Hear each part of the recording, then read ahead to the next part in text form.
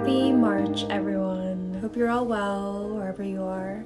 I'm just getting ready for the day, and I thought I'd talk about all of the necessary precautions that I take when we start a new month.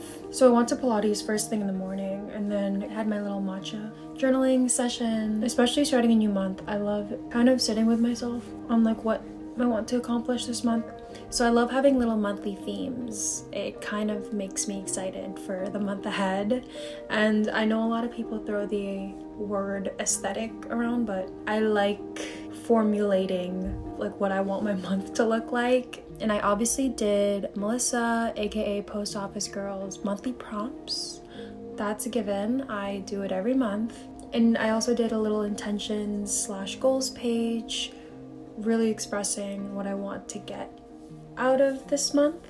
February was a great month. Looking back at it, it was a month for creating, and I think I really needed that. I was in a good creative flow in a way, something that's really important to me, and I want to implement that in the next coming months. A little reading update, I guess. I have about 30 pages left of Tom Lake. I think it started picking up in the halfway point. I'm almost done. I'll keep you posted on when I finish the book. I made a goal to stop doom scrolling right before bed, and honestly the last 2 days I've been doing it. Yeah, today's gonna be such a fun day. Me and my friends and I are going to this place called Activate, which is an interactive, immersive game facility, and I've never been, and I've heard a lot of great things. I'm excited. Today's gonna be the best day ever. And that's the everyday makeup routine.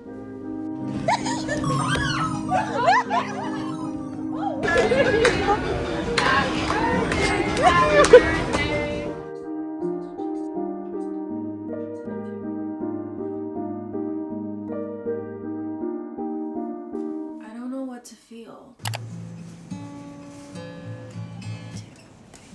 Honey, look in my eyes. Tell me the colors you see. Paint me a picture. Hello. I just finished writing all of the ballots. Now I'm gonna quickly make the garlic bread.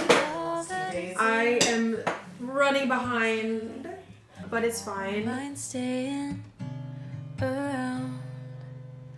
Thick honey spread on my arm. Fill me.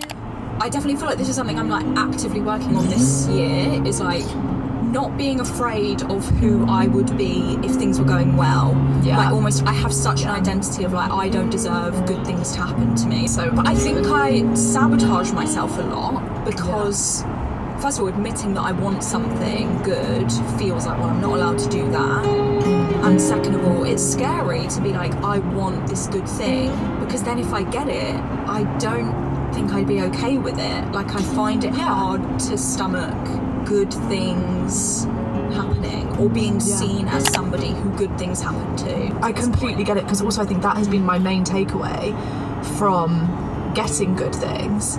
Yeah. I think I have identified as someone that like would be comfortable with success and would be comfortable with like being like, doing a good thing. And I'm not necessarily even saying we're super sick, like we're not. I think I genuinely think like, oh yeah, that would be something that I would be good at. Hey guys, today was such a great day in the office. There's always some sort of snacks, and they also had little flower bouquets for Women's Day. I picked one up, and I'm just so happy. It's the little things.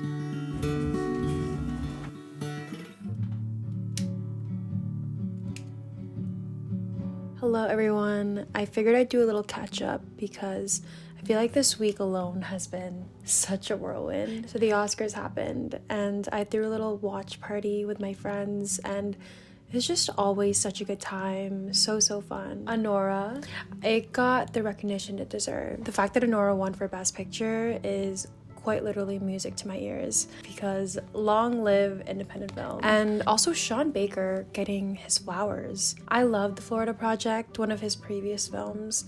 It still remains one of my favorite films ever, and to see him in the spotlight and win Best Director, you really can't make it up. Also, Mikey Madison winning Best Actress, you already know that it was a tight race, but I think she carried in Anora, and she did what she had to do, and she delivered and served. There was no AI, no special effects, no anything. It was just her and her magnetism that made Anora the film that it was. Like in my ballot, I wrote down that Conclave would win Best Picture, and I only wrote that because, first of all, I love that film, and I thought it would be boring, but it's literally Vatican Gossip Girl, and people have been calling it The Real Housewives of the Vatican, and it really is. It's so high school Mean Girls coded, and you should definitely watch it, because not only is Stanley Tucci in it, but Ray Fiennes, and you already know. The dynamic duo that we didn't know we needed. Anora would have been my second pick either way. I think I just based off my instinct of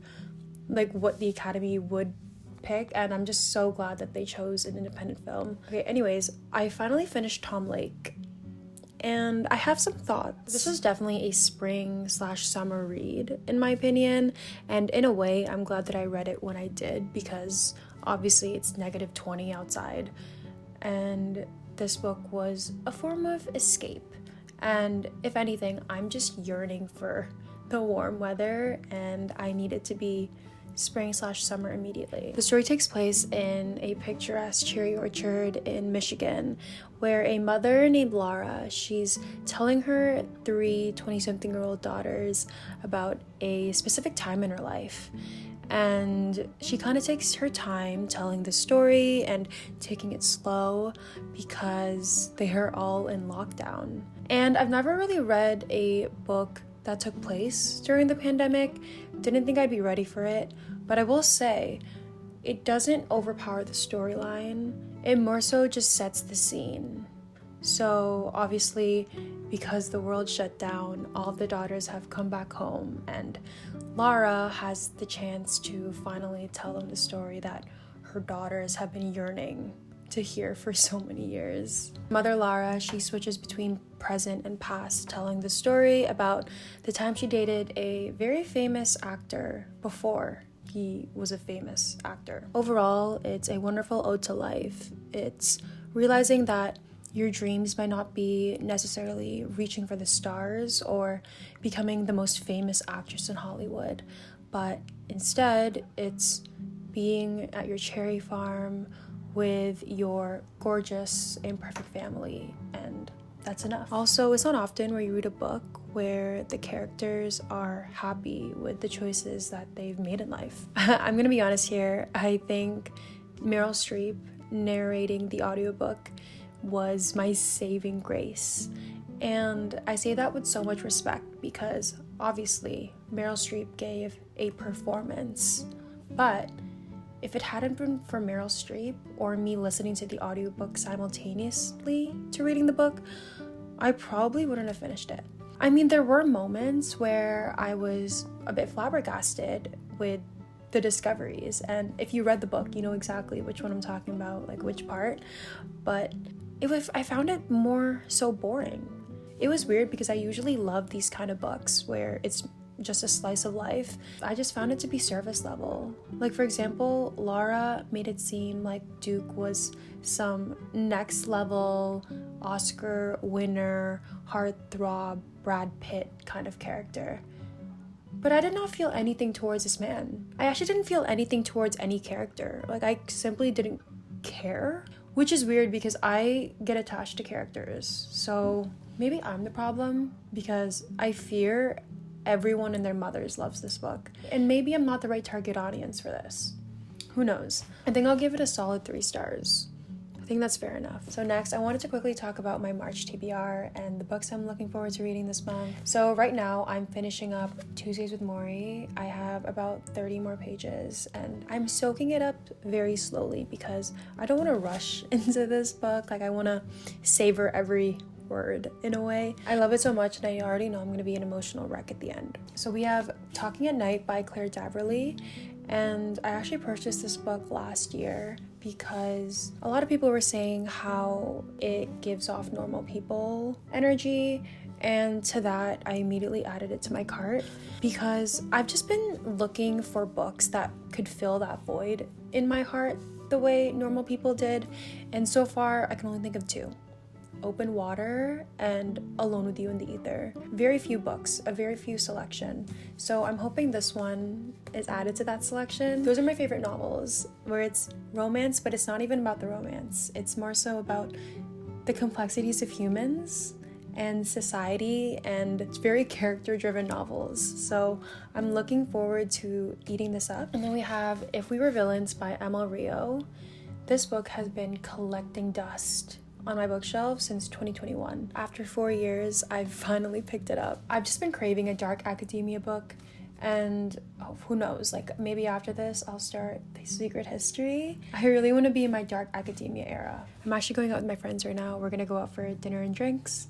So yeah, girls' night.